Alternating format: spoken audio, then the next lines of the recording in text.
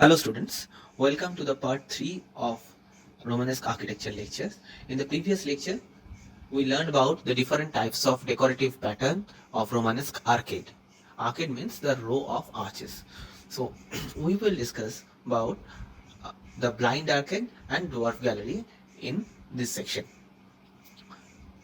Here on the left, we can see an example of blind arcade. We discussed blind arcade in the previous lecture. The blind arcade beneath this window at Canterbury Cathedral, it has overlapping arches which forms a points. So this is a very common decorative features of Romanesque architecture. So these overlapping arches, they are sometimes called the interlacing arches as well. The next feature is dwarf gallery. Dwarf gallery is basically a natural development of the blind arcade, and it consists of an arcaded gallery. Usually they are just below the roof. They are generally recessed into the thickness of the wall.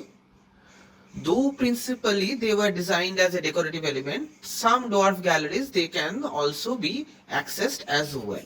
But their height was never full height.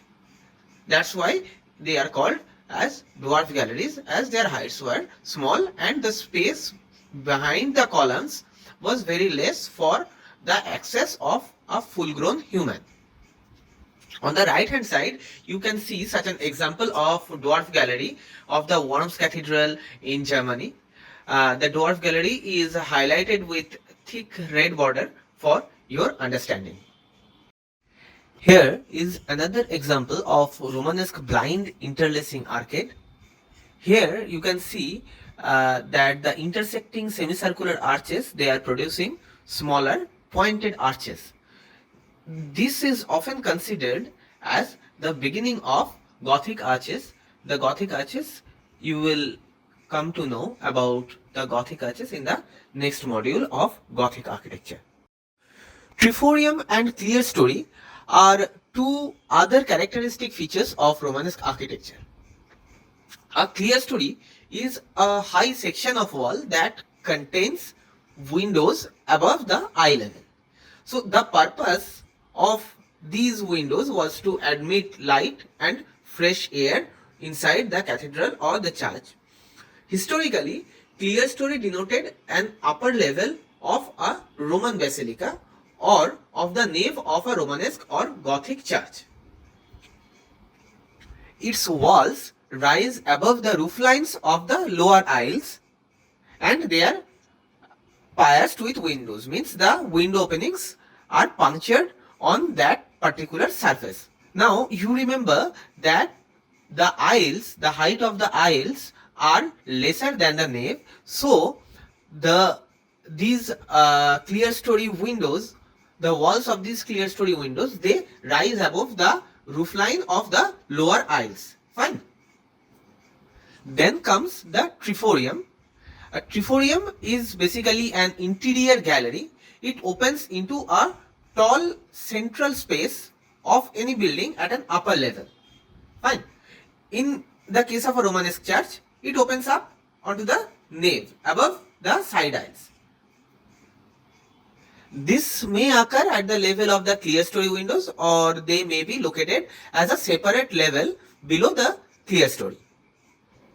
Early triforia were often wide and they were spacious, but later developments, we can find that they are becoming shallower. Sometimes they are accommodated within the thickness of an inner wall, and sometimes we also see they may be the blind arcades which are not wide enough for walking or for accessing. The outer wall of the triforium, they may have windows, glazed or unglazed openings, or it may be made of completely solid stone. Extensive use of portal is another characteristic feature of Romanesque architecture.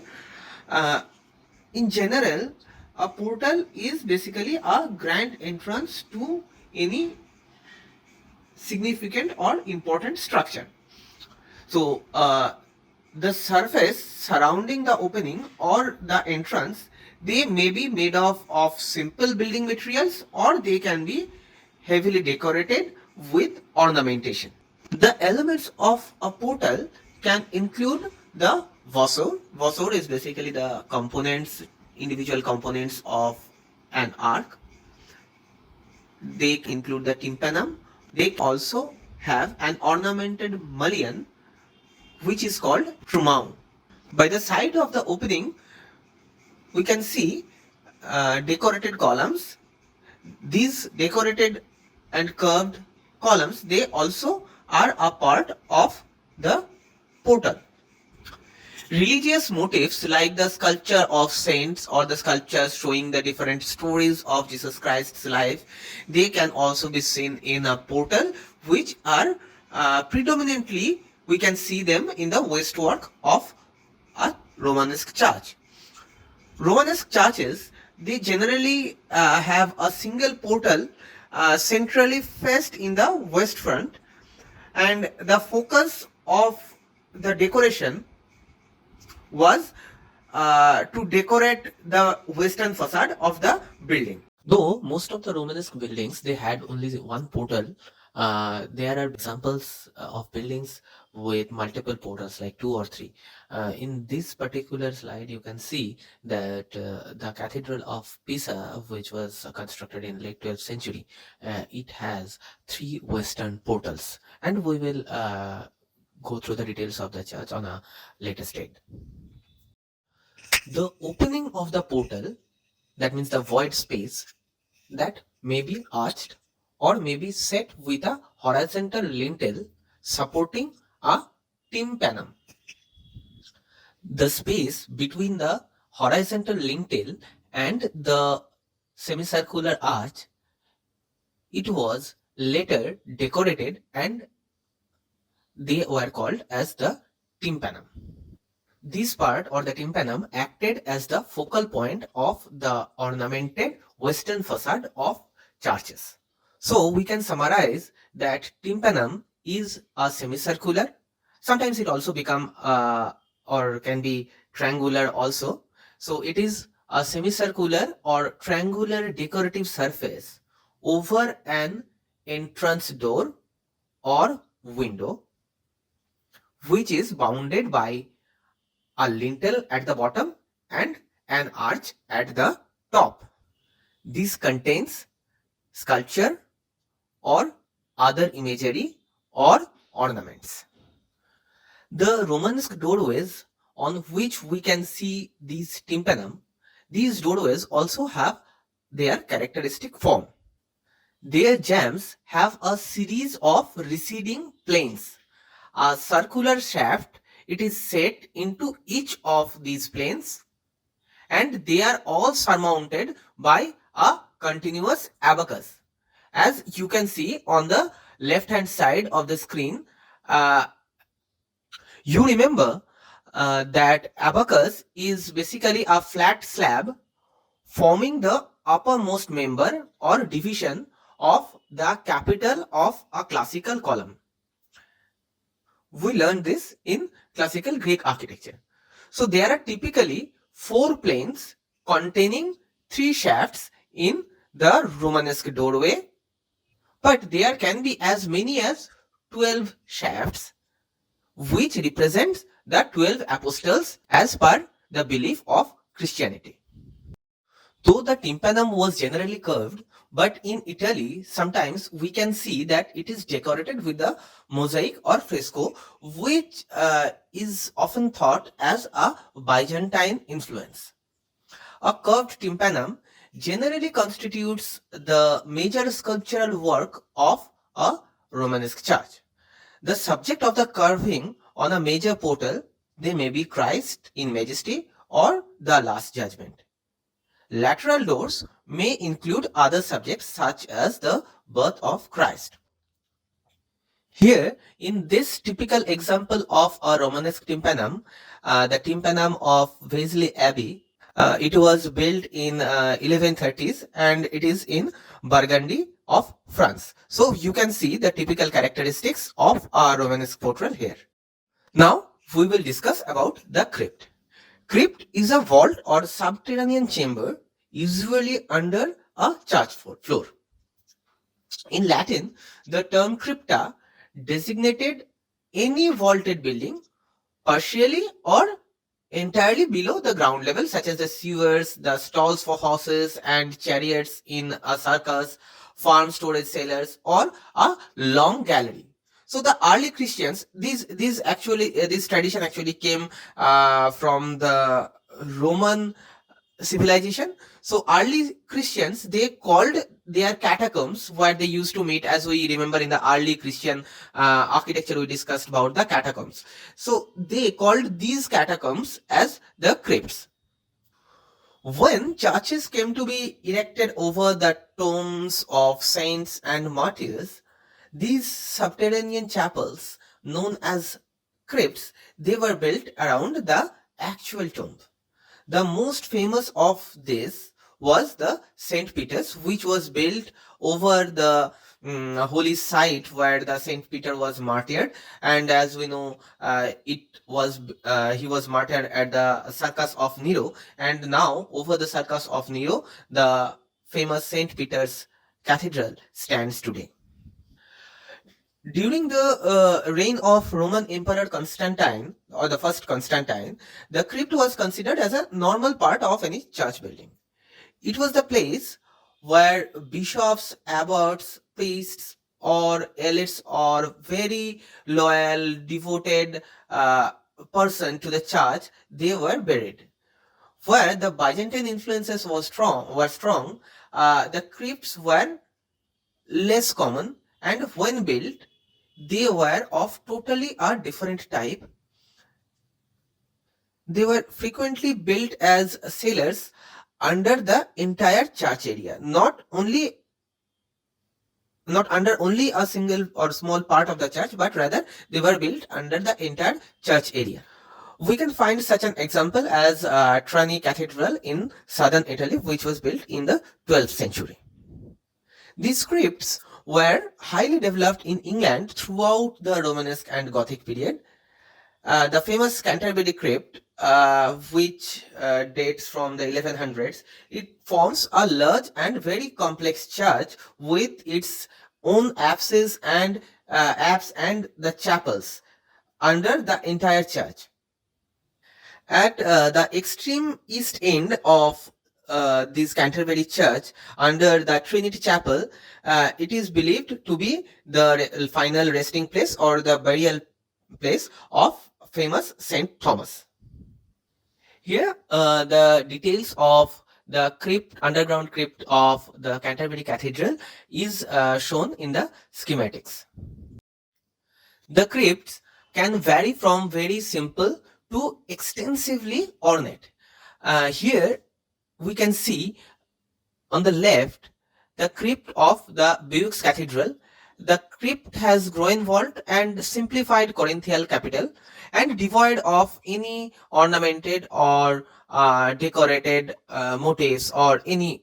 It was very simple, very mundane place to be. But on the right hand side, we can see the extensively painted crypt of San Isidro of Spain.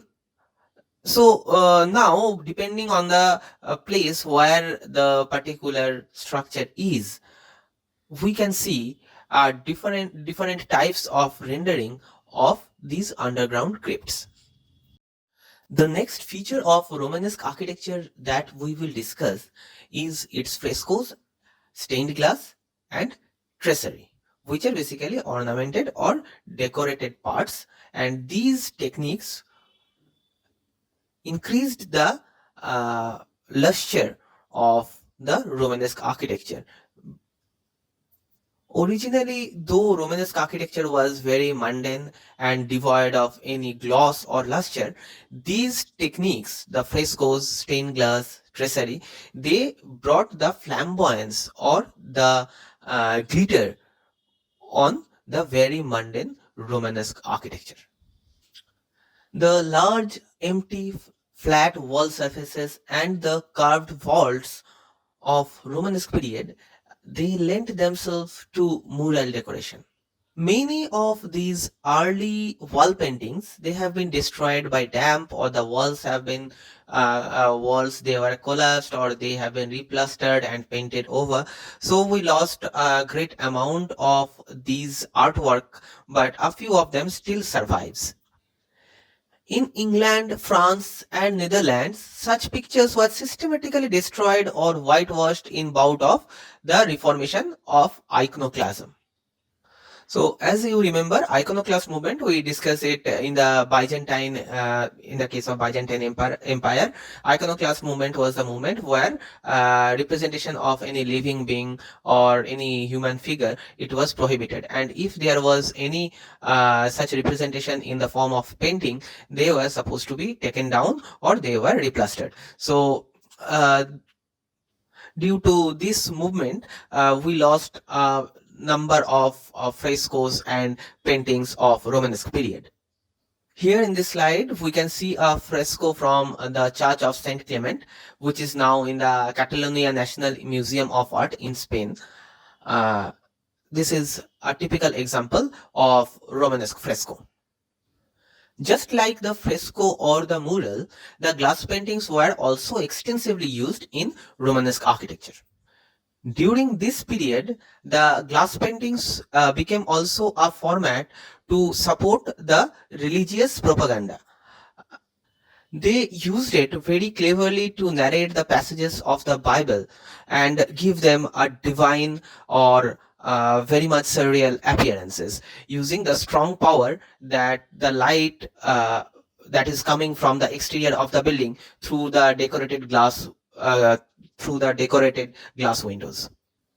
This colorful and beautiful windows, they definitely became an eye-catching element that produce and overwhelm the feeling, that they produce a sense of awe, a sense of excitement, and they overwhelm the feeling of the spectator. At the same time, they give a direct and to the point message to the onlooker or viewer, and it also creates a surreal or very admirable environment to appreciate the different religious character. These decorations and colorful glasswork, it was so intense and it was so colorful that no one can neglect or ignore it. It was so attractive that it was very hard to miss them. So people were naturally attracted, and are forced they are forced rather by the element of the design to see them. On the right hand side of this slide, you can see that there is a glass painting of Saint Daniel, which was from the late 11th century. During the late Romanesque period, the tympanum was pierced for decorative effect, which gave birth to the term tracery. Though the tracery started to develop during the late Romanesque period, it had found its complete expression in the Gothic period only. Tracery is basically the stonework element that support the glass in a Gothic window. There are two main types, the plate tracery and the bar tracery. The plate tracery was the earliest form of tracery, and it is found in early French and English Gothic work. Though this particular feature or tracery is predominantly a feature of Gothic architecture, which comes after the Romanesque, and you will learn it in the next module. We are discussing the tracery here as it has its origin in the Romanesque period only. In plate tracery, the tympanum was pierced with a single circular or four-lobed opening, forming windows which we know as the wheel windows. Later, the number and the complexity of the piercing, they were increased, adding size and beauty to the entire unit. The next development was the bar tracery, It was derived from the plate tracery and implemented. Instead of piercing a slab, the windows were defined by the molded stone mullions. So, in the plate tracery, the gaps were carved out from a complete plate or slab of stone, but in the bar tracery, they were formed from molded stone mullions. So, the amount of opening in the plate tracery was comparatively low, where the amount of opening in the bar tracery were comparatively high.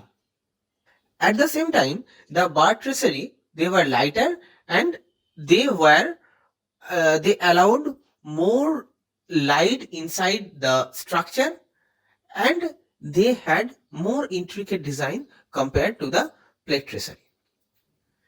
Another architectural feature is very closely associated with the tracery, that is the rose window. So rose window, it is used frequently as a generic term to any window that is circular, but the term is especially used for the windows that are decorated with colorful glasswork and which are found in Gothic churches and cathedrals. They are the rose window. So the tracery with the combination of colorful glasswork which we can find in the Gothic period is called as rose window. So rose window itself, we can say that it had its origin in the Romanesque period only. These windows were also divided into segments by stone mullions and tracery. On the left hand side, you can see such an example of a plate tracery, and on the right, you can see the example of bar tracery on the wheel window of these particular examples. And you can see that the area of opening are different in both the cases. The plate tracery, it has lesser amount of openings, whereas in the bar tracery, you can understand the amount of open spaces or the area of open spaces are more compared to the plate tracery. The sculptures, they made a comeback in Romanesque period. With the fall of the Roman Empire, as you know, the tradition of carving large works in stone and sculpting figures in bronze, they died out. These particular phenomena, this can be attributed to the iconoclastic movement in the Byzantine world. Iconoclastic movement, again, it is basically the non-use or prohibition of use of any figure or sculpture in religious present. So this was stopped in the Byzantine world, but again we can see its return during the 11th or 12th centuries. These figurative sculptures, they were strongly revived, and architectural reliefs, they became a hallmark of later Romanesque period. Some life-size sculpture, they were also done in stucco or plaster instead of solid marble or bronze. From 12th century onwards, these sculptures, which were mainly of Christ, they were set up on a beam below the chancel arch. So they were also accompanied by the sculptures of Virgin Mary and different evangelists on their side. It is very surprising that we can find only a small part of the total surface of any Romanesque building. It was dedicated to sculptural decorations. It is evident that the architects, they always reserved it for the key points of the structure. So there was no lavishness or no excessive use of sculpture in Romanesque buildings. Here in this slide, we can see a sculpture at Santiago Cathedral. At that period of time in Romanesque architecture, the sculptures, they were it was very common to color the sculptures, and we can see that this coloring is preserved in this particular example. The next clip elaborates some of the characteristic traits of Romanesque architecture that are visible in the Durham Cathedral of England. This place may seem to be very much familiar to you as it appeared many times as the Hogwarts School in different movies of Harry Potter. So enjoy the clip.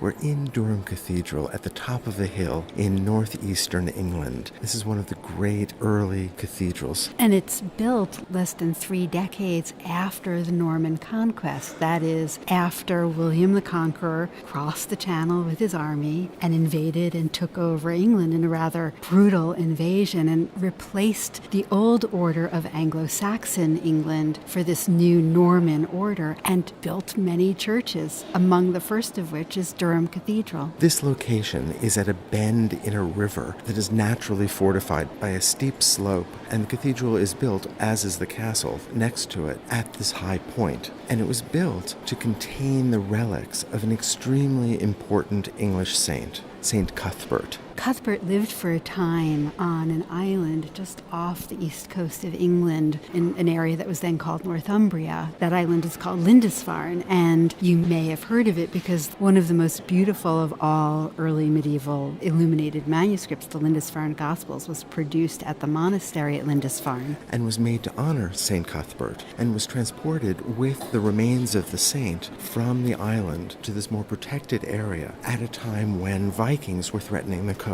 It might seem odd to be carrying around the body of a saint, but the relics of Saint Cuthbert were incredibly important. They performed miracles, and in fact, a shrine was built for Saint Cuthbert. It was gilded, it was covered in jewels. Cuthbert developed a following that extended across the nation, and even in the continent. England had been taken by the Normans and was politically associated with that northern part of what we now call France. Normandy, and that's where the Duke of Normandy, who invaded England in 1066, came from. And he brought with him not only his own bishops, not only his own nobility, but also building techniques from the continent. And so there is a continuity between Norman churches such as this one and the Norman churches that we see in northern France, which is why we call this style Anglo-Norman. English history is complicated. We have native peoples here that were conquered by the Romans, who then left in the early 5th century. The political vacuum was then filled by invaders from what is now southern Denmark and northern Germany, peoples that we call the Angles and the Saxons,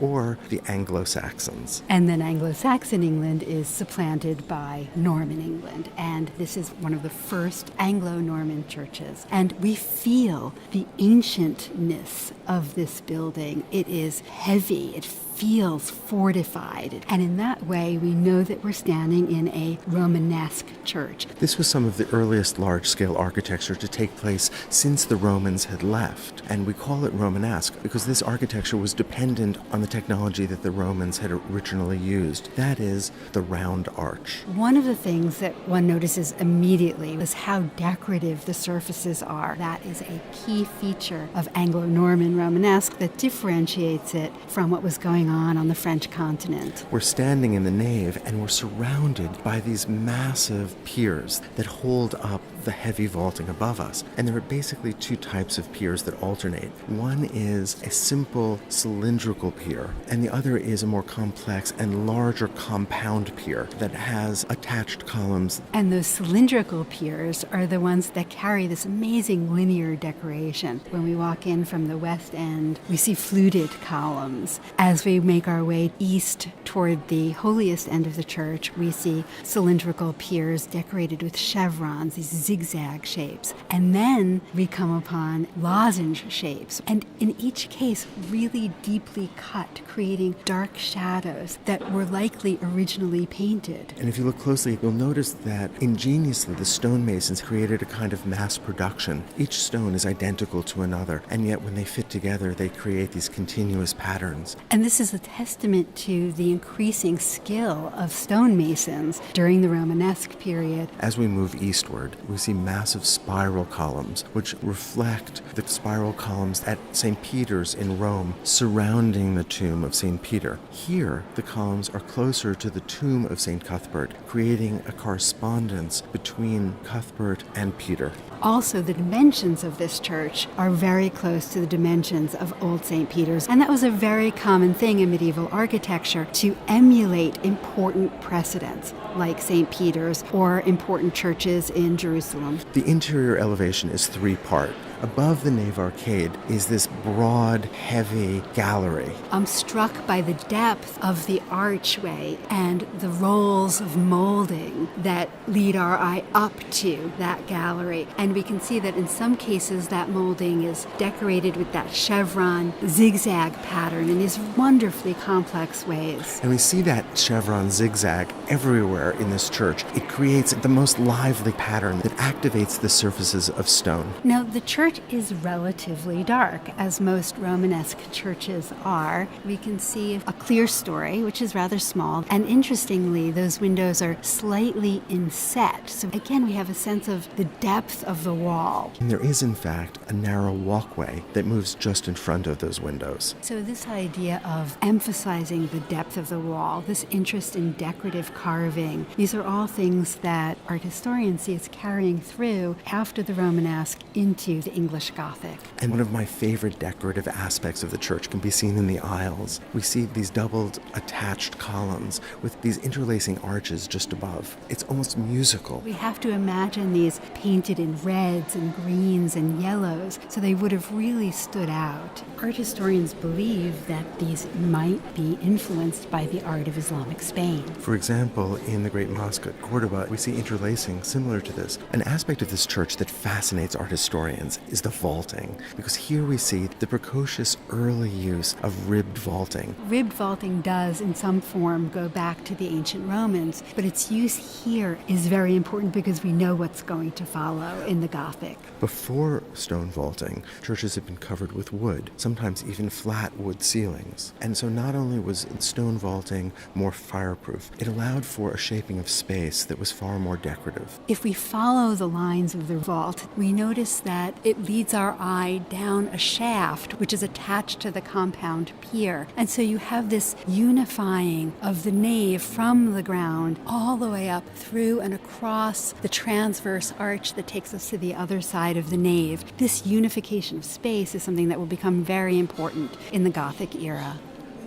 We've entered the Galilee. This was built after the main church was completed, and architecturally, it's a completely different space. Here, instead of those very massive, heavy cylindrical columns or those massive compound piers, we have sets of 4 columns joined together that feel very light, and the space feels very open. And that was possible because this part of the church does not have heavy stone vaulting. Instead, we have a wooden roof, and so the architect could afford to use these delicate, slender columns. And they carry arches that are decorated again with these incredibly deep and complex chevron patterns. But here, because the ceiling is lower, they're closer to us, and they really activate the space. The entire space almost feels electrified. And there is significant wall space above the arches, and much of that was, it seems, covered with painting. Some of them just barely survive along one of the aisles. We think this is the first Galilee attached to a church in England. And we know that these spaces were used as gathering places, perhaps at the start of a liturgical procession. And the word Galilee is a reference to Christ's entry in Jerusalem, because when he entered Jerusalem, he came first from Galilee.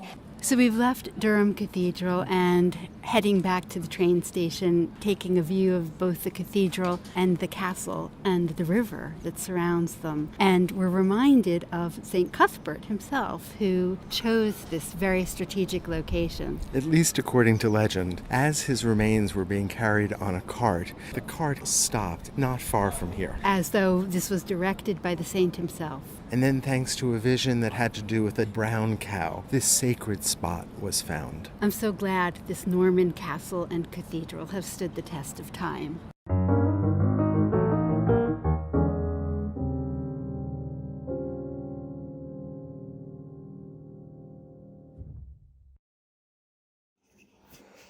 So, we have finished our discussion on the general characteristics of Romanesque architecture. But we should remember that it had some subtle variations depending on its place, which we can term as the local influences, and we discussed it earlier. France, Spain, Italy, Germany, Scandinavia, England, all these places they had some local touch to distinguish their own style from the rest. Though in principle all of them were the examples of Romanesque architecture. This can be attributed, this deviation or this uniqueness, this can be attributed to the greater involvement and the greater role played by local masons and the artisans, which was not like the Roman time. At the same time, the reign of different rulers in the different parts of Europe also played a substantial role to retain the local identity or the local character of the Romanesque architecture of that particular place. With this caveat, here we finish the discussion about the general characteristics of Romanesque architecture and its salient features. Among all the local styles, we will discuss about an example of Italian Romanesque architecture. We will be discussing about the Pisa Cathedral complex in details. It is also known as the Piazza dei Miracoli or the Square of Miracles, and it is situated in the town of Pisa in Italy. So far, we have discussed the development of Romanesque architecture, its religious context, the feudal system and the crusades. We also discussed the different traits and identification characteristics of Romanesque architecture and its contribution to the world architecture. Now, we will discuss about a typical example of Romanesque architecture, that is the Pisa Cathedral. As we discussed the Romanesque architecture, they had local influences. Pisa Cathedral is also no exception, and we can see a lot of local influences in it. It is one of the most famous buildings of the world. It is basically a complex or group of buildings. It consists of the cathedral itself or the church, then the baptistry, the campanile or bell tower, and the Campo Santo. We will discuss about the church or the cathedral first. So it is basically inspired from early basilican churches. Its central nave is flanked by 2 rows of aisles on either side. So these 2 rows of aisles are called the double aisles. The central area of the nave is covered with a timber roof. Initially, the plan was like a Greek cross, but later it was transformed into a Latin cross. In further modification, 2 more apses were added on the each side of the transept, and the elliptical dome on the crossing of the transept and the central nave is also an addition of a later date. The exterior had bands of red and white marbles, and the ground story is faced with wall arcading. So what is wall arcading? Wall arcading, or it is also called as the blind arcading. They are basically 2 similar forms. It is a row of decorative arches which are on columns. It is basically used to decorate a blank wall surface. The entrance side or the west side of the entrance facade also has tiers of blind arches, but these are not embedded inside the wall like the ground floor. Here they completely come out of the wall and they form a narrow passage in between the row of columns and the exterior of the wall. This is called as a loggia or loggia. It is also termed as a wall passage in the history book of Bannister Fletcher. These blind arches of the loggia have lozenges shape as ornamentation, and we have discussed what are the lozenges in the ornamentation section previously. These arches are comparatively higher than the typical Roman arches. So these high arches, they show some Islamic and southern Italian influences. So above these entrance doorways, there are 3 entrance doorways on the west facade. There are 4 levels of these type of loggias, which rise one above another and up to the gable roof. Gable roof means the pitched roof. Behind the loggia, there are single windows, double windows, and triple windows as well, which admits the entrance of light inside the cathedral. The doors on the entrance facade, they are made of bronze, and all except one, they were destroyed in a devastating fire in 1595. This fire actually severely damaged the cathedral, and there were beautiful frescoes and paintings and murals inside the church, and most of them, they were burnt in that devastating fire as well. So from that fire, only one door has survived. So this door, it is decorated with 24 bronze relief sculptures showing the stories of New Testament. This building, it gains its attention for its delicate ornamentation and its sculptural features rather than any new structural development. Legend is that Galileo, the founder of modern physics, who was born in Pisa in 1564, made one of his important discoveries right here in this church. While he was watching the swing of a bronze chandelier during a mass, he noticed that it was taking exactly the same amount of time of swing back and forth, and came up with the theory of isochronism.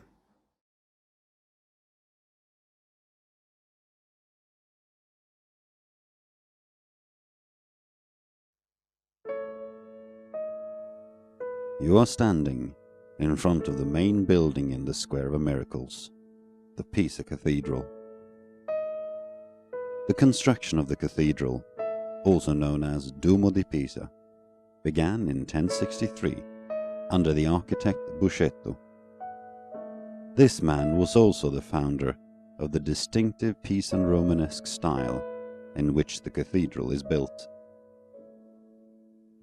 The cathedral is also inspired by several other architectural styles. If you look at the 4 rows of open gallery above the entrance, you can find several smaller round arches, which is a typical feature in Moorish architecture. The inside also shows signs of Byzantine influence, especially the beautiful mosaic. As Pisa was a strong naval power, historians believe that these influences were brought into the city by different travelers and sailors. The cathedral is, and was at the time of its construction, one of the most impressive cathedrals in the world. There is no coincidence that this beautiful cathedral is located here in Pisa, as Pisa was once the most powerful city in the Mediterranean area. The cathedral is dedicated to Saint Mary of the Assumption. If you look at the very top of the facade, you can see a statue of Mary with a child. On either side of her stands the 4 evangelists. Another thing that makes the facade stand out is the massive bronze gates. If you take a closer look at it, you can see that the beautiful relief which covers them depict different biblical stories. While the white shining outside of the cathedral truly is stunning, the same must also be said about the inside. Inside you will see its massive nave and beautiful aisle. The nave of the cathedral is flanked by granite Corinthian columns. Unknown to many is that these columns actually came from the Mosque of Palermo, but was captured by the Pisans and brought to the city in 1063. The inside also hosts some of the greatest medieval works of art in the world, even though a fire in the late 16th century destroyed the majority of them. One that survived the fire is the mosaic in the apse. The impressive mosaic depicts Christ in majesty, flanked by the Blessed Virgin and Saint John the Evangelist. However, the most stunning piece is probably the elaborately carved pulpit, which also survived the fire. The pulpit was made by Giovanni Pisano and is highly regarded as one of the masterworks of medieval sculpture. The pulpit is supported by plain columns, as well as statue-like columns known as caryatids and telamons. The upper part of the pulpit contains reliefs depicting dramatic scenes from the New Testament, all the way from the Annunciation to the Crucifixion. Whatever you do, don't miss this. The church also contains several tombs of important persons. One of them is Saint Ranierus, Pisa's patron saint, and the patron saint of all travellers.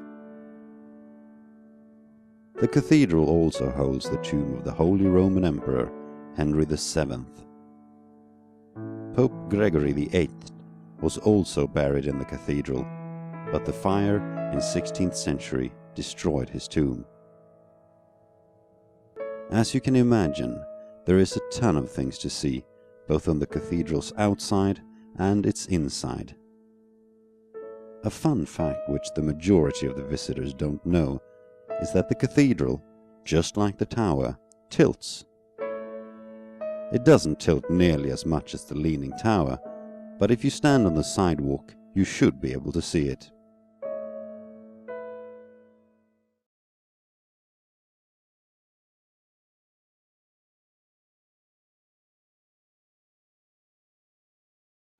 The Leaning Tower of Pisa, or simply the Tower of Pisa, is the campanile or freestanding bell tower of the cathedral. This Tower of Pisa, or Torre di Pisa in Italian, is known worldwide for its unintended tilt. The style is a mix of Romanesque and Gothic, like the other buildings in the square. The Tower of Pisa is a large cylinder with an empty inner core. It is wrapped in rows of columns or loggia that gives a sense of lightness and elegance. Only the belfry on the 8th floor interrupts the regularity of the different stories. The height of the tower is 55.86 meters from the ground on the low side and 56.67 meters on the higher side. The width of the walls at the base is 2.44 meter. Its weight is estimated at 14,500 metric tons. The tower has 296 or 294 steps, as the 7th floor has 2 fewer steps on the north-facing staircase. Prior to its restoration work performed between 1990 and 2001, the tower leaned at an angle of 5.5 degrees, but the tower now leans at about 3.99 degrees. There has been controversy about the real identity of the architect of the Leaning Tower of Pisa. For many years, the design was attributed to Guglielmo and Bonanno Pisano. A 2001 study seems to indicate that Diotisalvi was the original architect, due to the time of construction and affinity with other Diotisalvi's works. The tower is unusual as it has a round shape and is not attached to the church. Its considerable height was supposed to make it a focal point in the square, so it would be visible from afar as a symbol of city's pride. The construction work started in 1174 but was suspended many times as a result of wars, lack of funds, and because of the soil had already started to subside. The theory is that These interruptions allowed the soil to compress under the tower. Had it not been the case, the tower would have certainly toppled over. This was due to a mere 3-meter foundation set in weak, unstable subsoil, a design that was flawed from the very beginning. Construction was subsequently halted for almost a century, as the Republic of Pisa was almost continually engaged in battles with Genoa, Lucca, and Florence. This allowed time for the underlying soil to settle. Construction of the tower occurred in 3 stages over 199 years. This ground floor is a blind arcade articulated by engaged columns with classical Corinthian capitals. The tower began to sink after construction had progressed to the second floor in 1178. By 1275, the subsidence was already at 17 centimeters. It was completed in 1350 after various failed attempts by different architects to correct the inclination. The seventh floor was completed in 1319. The bell chamber or the belfry was finally added in 1372. It was built by Tommaso di Andrea Pisano. He successfully harmonized the Gothic elements of the belfry with the Romanesque style of the tower. There are 7 bells, one for each note of a major scale. The largest one was installed in 1655. The next video clip will present you some more information about the Leaning Tower of Pisa.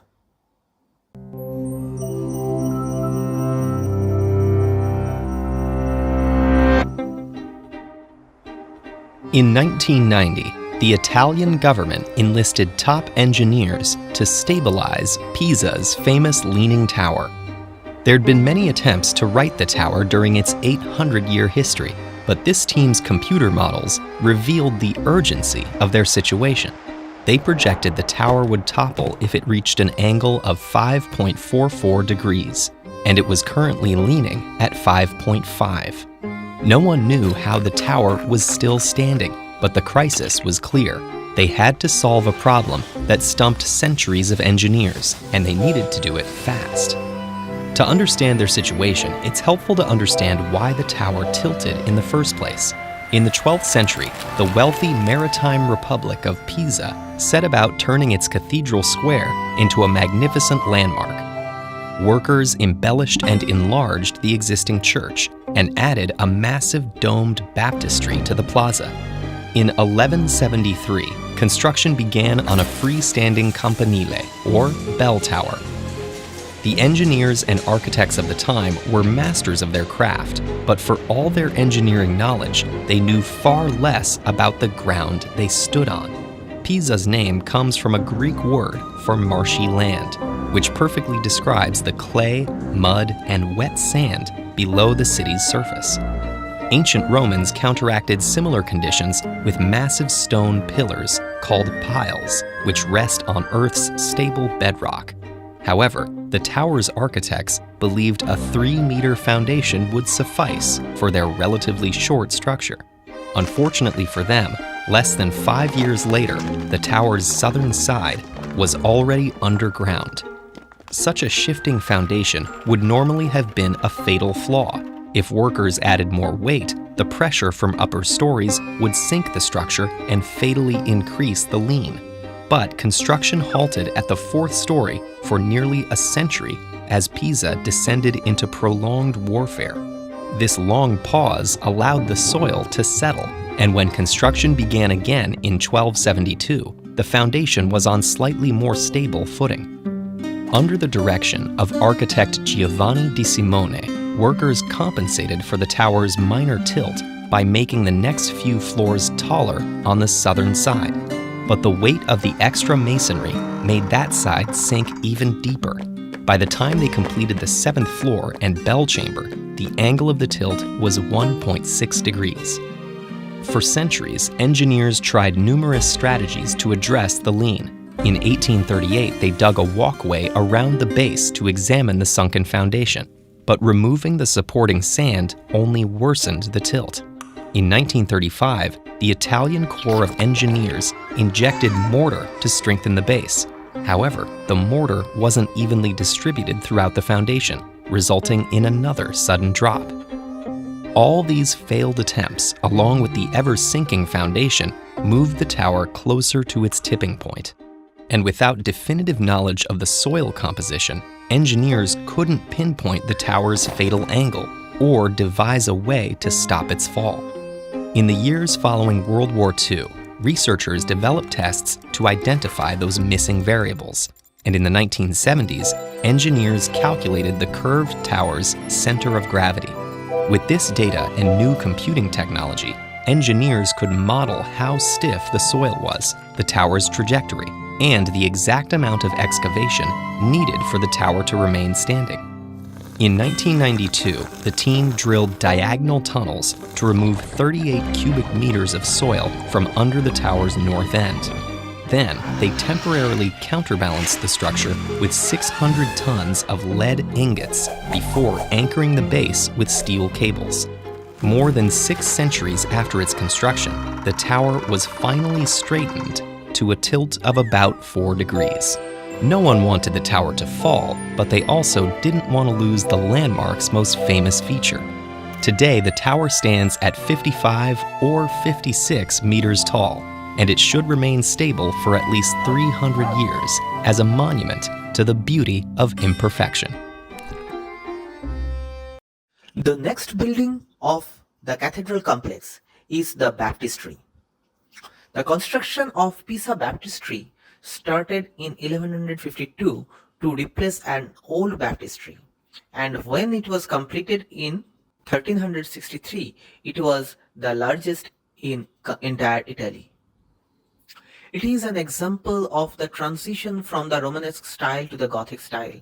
The lower section is in Romanesque style with rounded arches, while the upper sections are in Gothic style with pointed arches.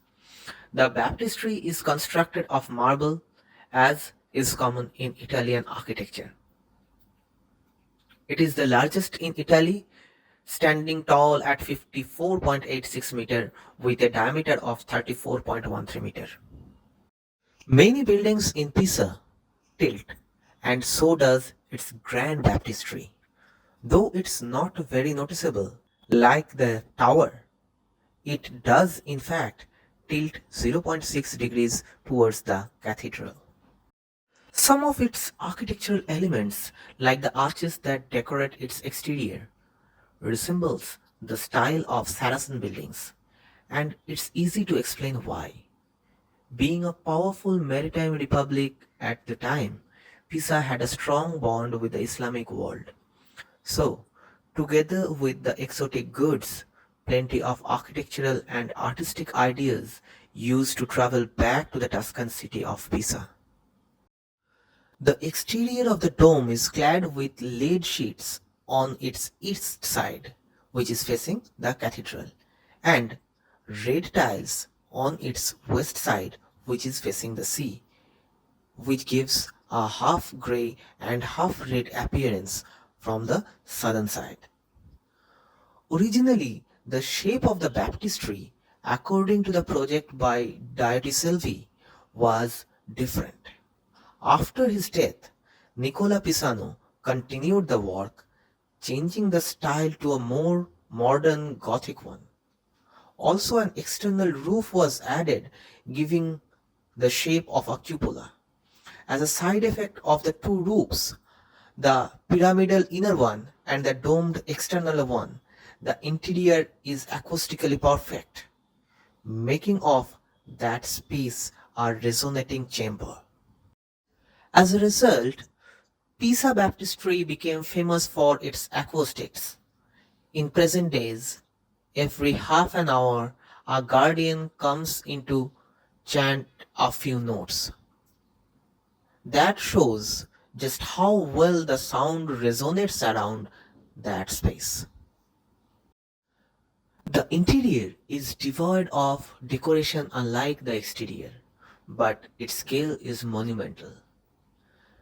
Scale is the size of an object in relation to ourselves and the world around us. Human scale is that scale that feels comfortable to us. We naturally measure things against ourselves. It was a natural scale that we always carry with us. But there are other scales to consider as well.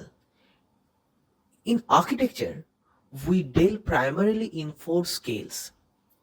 The first one is human scale, second is intimate scale, third is the monumental scale, and the fourth one is the shock scale. We will come to know about different scales at a later period, but let's understand the human scale and monumental scale here first for the better understanding and appreciation of the internal space of the Pisa Cathedral and Baptistry. The human scale is what we are used to. Our houses are typically built to this natural scale. We should feel comfortable walking through our doorways. The ceiling neither bumps our heads nor it is lost in the shadows. On the other hand, monumental scale is impressive. Our public buildings are monumental. This is a statement of hierarchy, highlighting their importance in our society. Those institutions represented by those buildings are bigger than us and we should stand in awe of them. So whenever a visitor or a person enters the space, that space inside the baptistry dominates him. And that is the success of the architect of the space, so that the person, he should feel himself very small in front of the majesty, who is the God himself. The interior is very simple. There is an octagonal font at the center, which dates from 1246 and was made by Guido da Como. A bronze sculpture of Saint John the Baptist is there at the center of the font. The font is really very large inside, as in the Middle Ages, baptism was done by immersion. So the font needed to be able to contain a person. The word baptism, in fact, came from the Greek word of immersion.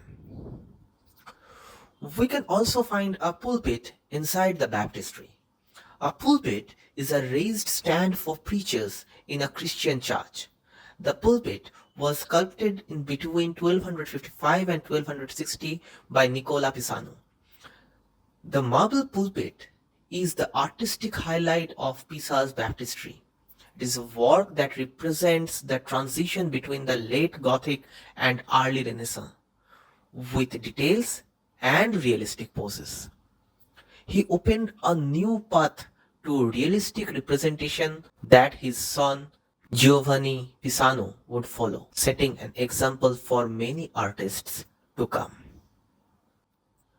With this little description of the humble space inside the baptistry, we conclude our discussion on Pisa Cathedral Baptistry and move towards the last building of the complex, which is the Camposanto or the cemetery.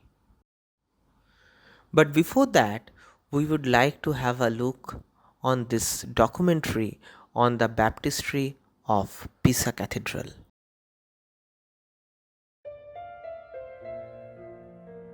Welcome to the Pisa Baptistry, or Baptistry of St. John to give it its full name. This building has in many ways been overshadowed by the more famous cathedral and leaning tower. But the baptistry is really something special, which I'm sure you'll discover. The baptistry was the second building to be constructed in the Piazza di Miracoli, after the cathedral but before the tower. It was built to be a worthy addition to the cathedral and a further sign of the city's wealth and magnificence. The structure is almost 55 meters high, which is actually slightly higher than the Leaning Tower. At a mighty 107 meters in circumference, it is the largest baptistry in the whole of Italy. So in scale, it certainly delivered on the city's ambitions. The construction of this magnificent building started in the mid-12th century as a replacement for an older baptistry. Inscriptions on a pillar inside the building tells us that it was built by the architect known as Diotisalvo, the same man who built the church of the Sant Sepolcro located in central Pisa. Just like many of the other structures here at Piazza dei Miracoli, construction took a longer time than expected. The baptistry stood finished in the mid-14th century as several events interrupted the construction. The fact that the construction spanned over 200 years actually shows in the way it's designed. If you look at the lower levels of the baptistry outside, you will see an open gallery supported by classical pillars and round arches, very similar to the cathedral and the Leaning Tower. This is a typical sign of Italian Romanesque architecture. However, if you look at the upper levels, you will no longer see the same round, smooth figures, but instead very sharp angles. The arches are also pointing upwards towards the sky. This is a typical sign of Gothic architecture, a style which became very popular during the later stages of the construction phase. While the vast majority of the construction project was founded by the city of Pisa, rumors say it was partly founded by the citizens themselves. In 1163, an order was given that on the first day of every month, every family of Pisa should pay 1 denaro to the construction project. As you can see, the outside of the baptistry is decorated by several beautiful ornaments and sculptures. If you look at the portal in front of you, you can see that it is flanked by 2 classical columns covered in beautiful relief. Just above the entrance, you can see a relief depicting several episodes in the life of Saint John the Baptist. On top of that relief, several smaller sculptures can be seen. The middle one represents Christ, flanked by the Madonna, Saint John, and several angels and evangelists. The entrance is crowned by a large statue of the Madonna with the Child. The outside of the baptistry is highly decorative, but the same is not true for the inside. You will discover that unlike the cathedral, the baptistry is surprisingly plain and lacks decoration. The few decorative elements that do exist are, however, extraordinary. The baptistry is known for its brilliant stained glass windows and its massive baptismal font. The octagonal font at the center dates from 1246 and is so large it could qualify as a swimming pool. This due to the fact that the baptism conducted here was done by immersion. In the middle of the font you can find a beautiful bronze statue depicting Saint John the Baptist. Another piece to keep an extra eye on is the beautiful pulpit. The pulpit was sculpted in the mid-13th century by Nicola Pisano, father of Giovanni Pisano, the artist who made the pulpit in the cathedral. If you look at both of them, you will see distinct similarities in the way they are made. Both are made up of a number of pillars and several pieces of beautiful relief. The one in the baptistry depicts several scenes from the life of Christ. However, what the baptistry is most known for is not any tangible feature. It is famous for its perfect acoustics. One can stand below the edge of the dome and sing a note for several seconds, and the sound will travel around and around the dome for many more seconds.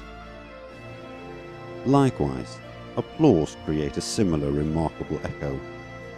This is usually demonstrated by the staff on a regular basis, so make sure you don't miss hearing this wonderful phenomenon. If you're looking for a good camera shot, I could recommend climbing up to the upper balcony. The windows there can provide an interesting view over the cathedral and the Leaning Tower. Today, the baptistry, together with the rest of Piazza dei Miracoli, has become Pisa's and one of Italy's most important tourist sites. What many people don't know is that the baptistry, just like the cathedral and the tower, leans. It only leans around 0.6 degrees towards the cathedral, so it can be hard to spot for the human eye.